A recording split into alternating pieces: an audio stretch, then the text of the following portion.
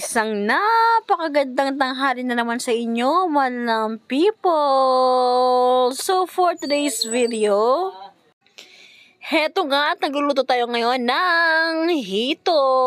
Inihaw na hito, mga madam. Kasi nga naman ay fiesta po dito sa aming barangay. So, happy fiesta sa aming barangay. Barangay de La Paz. Nako naman yarn. Ito lang po kasi yung nakayanan namin. Charing.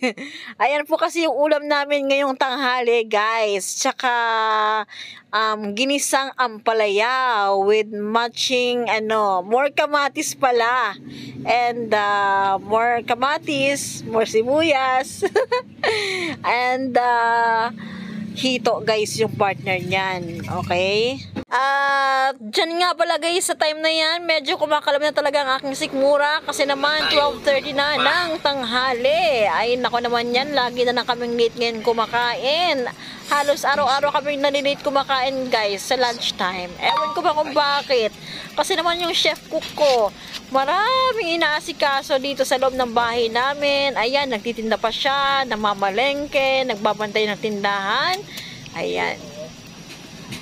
Konting luto na nga lang pala dyan, guys. At maluluto na ang ating inihaw na hito.